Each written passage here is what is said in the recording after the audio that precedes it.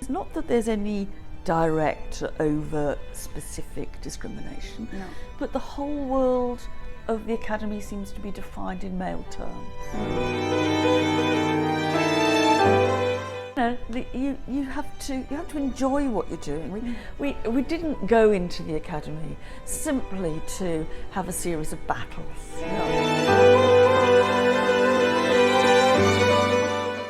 But there is always a problem about moving from a hashtag to An action. to a social change. Yeah, yeah. You know? And that's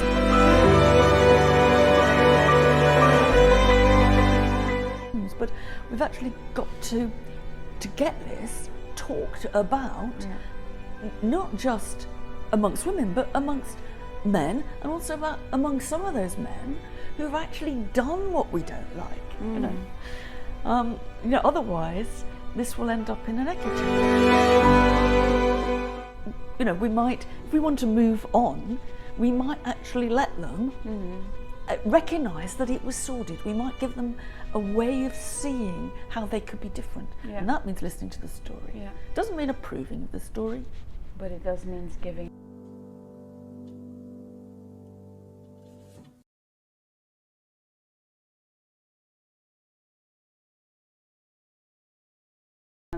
This year of talking about it and going to conferences or speaking up, has that year influenced at all your view on women and power? Well, things have changed a lot over the last year. I mean, I wrote the book, finished the book before Me Too had become a hashtag, just a couple of weeks before only.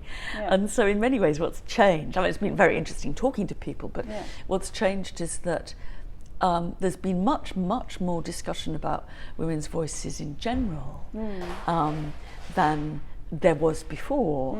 And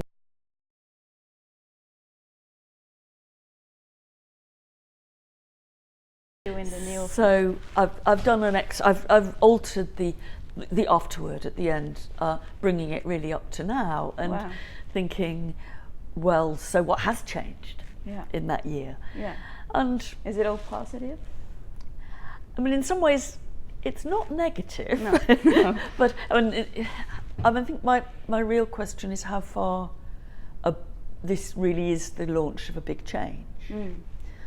And you know, I think it's certainly possible that we'll look back to Me Too and the end of 2017 as, you know, as a point when tipping point, maybe.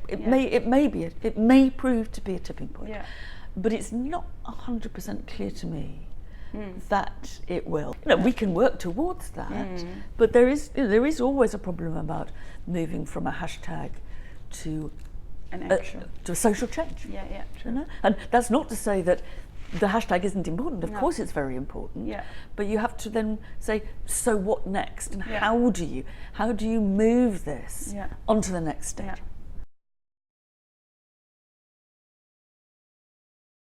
I'm a science journalist, so I write about science and higher education. And also in that sector, if you're talking about power imbalance, Me Too, sexual intimidation is also a factor. How do you, because you're a big name in science and in academia, how do you feel about academia versus women? So to make it less general and more specific, what does academia need to make the equality for women better? Yeah, it's a very big question. Wish I knew the answer to that. You know, and we all know how the inequality manifests itself. There's fewer women at the top. Women actually don't get paid as much as men, and so on. And I think, I mean, if I had the obvious answer, I would have suggested it. Yeah. But you might have ideas about it. Yeah. I mean, it's very hard. I mean, there are obviously administrative things you can do. You can look at how people are promoted. You can think much harder when it comes to pay rises or promotion, about the impact that having children will have on a woman's career. Yeah. You can encourage more women to speak up. It's hard though. It's not that there's any direct, overt, specific discrimination, No. but the whole world of the academy seems to be defined in male terms. Mm. You go into a seminar and it feels like a man's place. Yeah. And Do you also often experience that still? yeah, well, Yeah. a bit. I mean, Yeah. it's easy when you get older, Yeah. but it wasn't easy when I was younger. Okay. Yeah. I get Now that, yeah. I'm 63 and I'm pretty resilient. And I remember a friend of mine when we were at Cambridge together. And she's now gone to the States, but we did start to get braver about this. We would walk into a seminar room, and she would go, "There's a lot of testosterone here."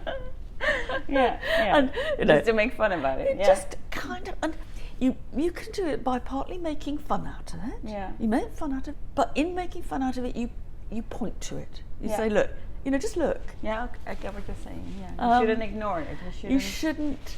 And I think though, I do think that it's important not to give yourself too hard a time.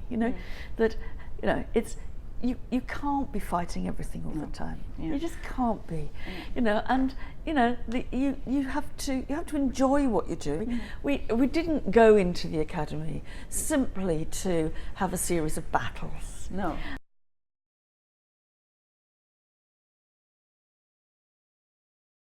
What I really like when I hear you speak in public or your podcast is the way you use humor and openness as a way to start a conversation.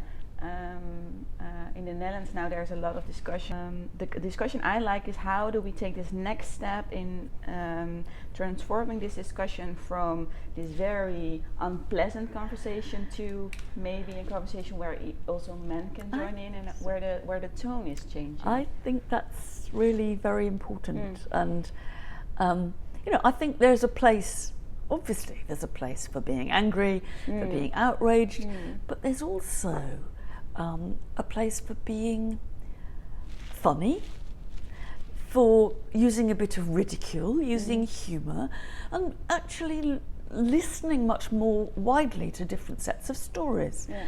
And I recently did an interview with the actor Emma Thompson. Yeah. And we were talking about this in the interview, and she was really good and said, look, actually we've got to listen to what Harvey Weinstein and those other men have got to say. We've got to hear their side of the story, because if we really want to face this and say, your version of what happened is not ours, you've got to listen to what they say, and you've got to challenge what they say. And at the moment, we don't hear them, we won't listen to them, and for all sorts of understandable reasons, but we've actually got to get this talked about, not just amongst women, but amongst men, and also among some of those men who've actually done what we don't like. Otherwise, this will end up in an echo chamber. But did you, Emma Thompson, when you also came to this point on how to create such a conversation? Yeah, because that it's all in your mind. It's like it would be the ideal situation if a board of an organization, if we could all conversate. But how would you facilitate? And it's very hard. And it was interesting because I'd also said something similar, not quite the same, when I was writing the new afterword to the book, that we have to hear all sides of this story. And at the moment, there's a sense that listening to what any of those guys have got to say is somehow exonerating them or somehow giving them a platform. And I don't feel that, actually. I think that some people are saying that if you would want to do an inclusive conversation, you would give them a platform. Yes, I think that's a generally held view, that we do not want to listen to Weinstein. And I think from what I can see, he's a really terrible character. I found myself quite repelled. Yeah. But you have to listen to the enemy. Yeah. Yeah. in order to know how those guys have their story about this. Yeah. Yeah. And- And they might hold the Yeah. solution as Yeah. well. You know, we need to know what they say about themselves. Yeah. Yeah. And I also think that some of them, I suspect, are kind of, I will go on finding completely repellent. But I sort of imagine that some of them, when they've spent a day doing what they're supposed to have done, they go home. Yeah. I mean, do they feel good about themselves? Yeah. What happens then? What do they think? Mm. Or do they feel sordid? And I hope, and I suspect that some of them feel sordid. Yeah. I think, we might, if we want to move on, we might actually let them recognise that it was sordid. We might give them a way of seeing how they could be different. Yeah. And that means listening to the story. Yeah. Doesn't mean approving of the story. But it does mean giving. It does mean just recognising what it is.